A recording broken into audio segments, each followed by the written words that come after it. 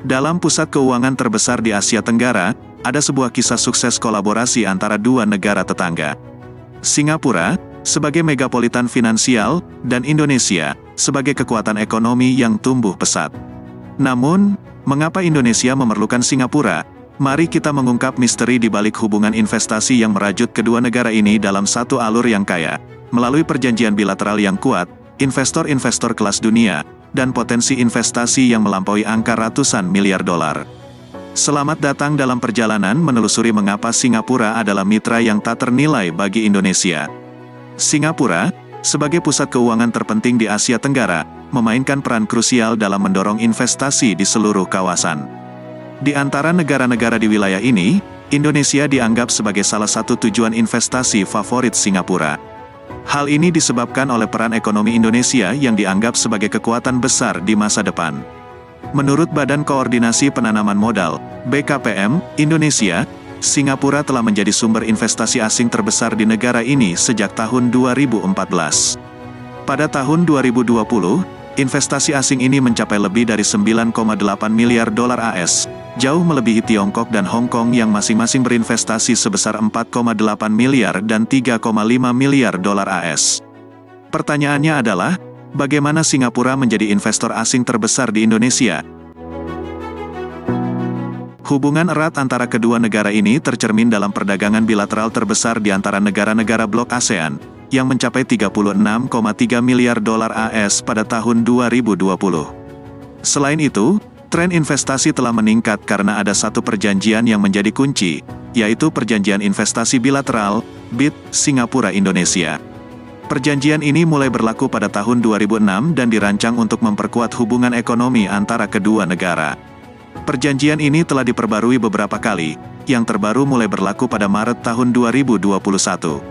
Diperkirakan bahwa perjanjian kontemporer ini akan lebih meningkatkan investasi antara Singapura dan Indonesia, dengan potensi mencapai lebih dari 200 miliar dolar AS pada tahun 2030.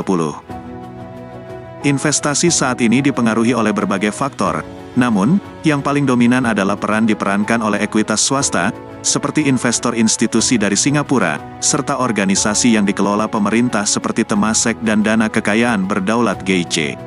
Investasi GIC di Indonesia, terutama dalam dekade terakhir, mencakup berbagai sektor, termasuk investasi besar dalam perusahaan retail seperti Trans Retail, pemilik jaringan supermarket, Nusantara Sejahtera Raya, pemilik jaringan teater, serta proyek investasi bersama dengan Raja Wali di bidang pengembangan properti. Investasi ini mencapai lebih dari 1 miliar dolar AS.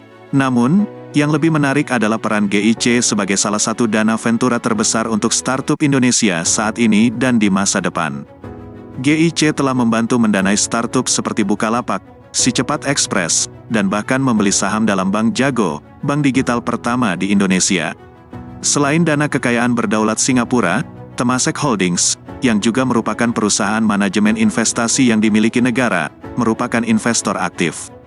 Bahkan, dapat dikatakan bahwa Temasek memiliki peran yang lebih mendalam dalam berinvestasi di startup Indonesia dibandingkan dengan GIC, dengan investasi besar dalam perusahaan seperti Gojek dan Tokopedia, yang kemudian bergabung dalam GoTo Group.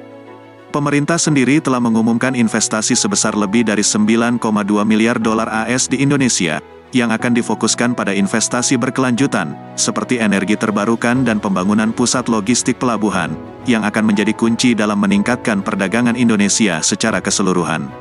Pada saat yang sama, kedua negara ini juga telah menandatangani perjanjian pertahanan yang diharapkan akan memperkuat hubungan Indonesia dan Singapura. Lalu, mengapa Singapura memilih Indonesia sebagai tujuan investasi?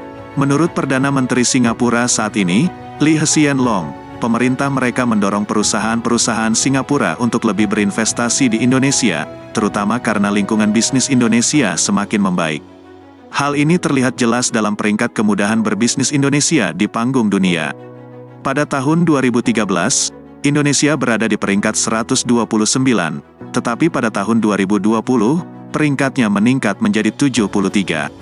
Meskipun ini adalah gambaran umum, perbaikan kebijakan selama bertahun-tahun telah mengubah lanskap bisnis di Indonesia. Kebijakan sebelumnya, seperti batasan kepemilikan asing, selalu menjadi hambatan bagi perekonomian, dan ketika hambatan ini dilepas, tentu saja akan ada lonjakan investasi asing yang pada gilirannya membantu meningkatkan daya saing pasar. Namun, ada banyak alasan lain mengapa Indonesia menjadi tujuan investasi utama, seperti pertumbuhan ekonomi, adopsi digital yang meningkat, dan munculnya startup. Terlepas dari alasan-alasan tersebut, Indonesia diyakini akan tetap menjadi tujuan investasi utama selama beberapa dekade ke depan.